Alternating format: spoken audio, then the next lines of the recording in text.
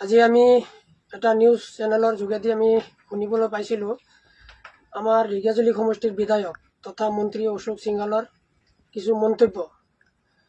তেওঁ এটা সভাত গৈ হিন্দু লোক আছিলে, তাত গৈ তেওঁ এনে কিছু নিকৃষ্ট মন্তব্য কৰিছে।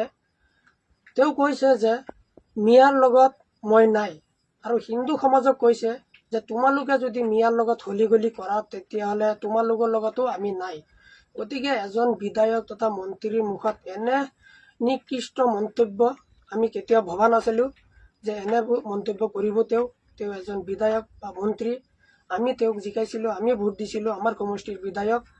এনে নিকৃষ্ট মন্তব্য তেওঁৰ কৰিব নালাগিছিল। আমি মুছলমান সমাজৰ এজন ল'ৰা হৈ মই নিজে মনত দুখ পাইছোঁ। গতিকে মই কৃষক মুক্তি সংগ্ৰাম সমিতি শোণিতপুৰ জিলা সমিতিৰ তৰফৰ পৰা মই তেখেতক আহ্বান জনাইছোঁ যে দ্বিতীয়বাৰ যাতে এনে মন্তব্যৰ পৰা বিৰত থাকে, এনে মন্তব্য যাতে আৰু তেওঁ কেতিয়াও নকৰে। কাৰণ আমি ঢেকীয়াজুলি সমষ্টিৰ ৰাইজ, আমি হিন্দু মুছলমান সকলোৱে আমি মিলা প্ৰীতিত আছোঁ। তেখেতে বিভাজন আনিব চেষ্টা কৰিছে, গতিকে তেখেতক আমি আহ্বান জনাইছোঁ তেখেতে এনেধৰণৰ বিভাজনৰ সৃষ্টি যাতে নকৰে, বিভাজনৰ পৰা তেখেত বিৰত থাকক। এজন বিধায়কৰ মুখত এনে কথা আমি শুবা পোৱা নাই, এনে শুবা নাপায়, গতিকে কৰিব নালাগিছিল।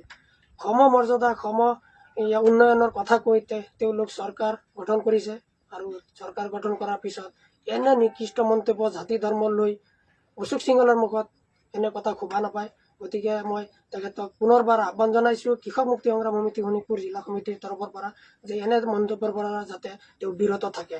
হয়, ধন্যবাদ।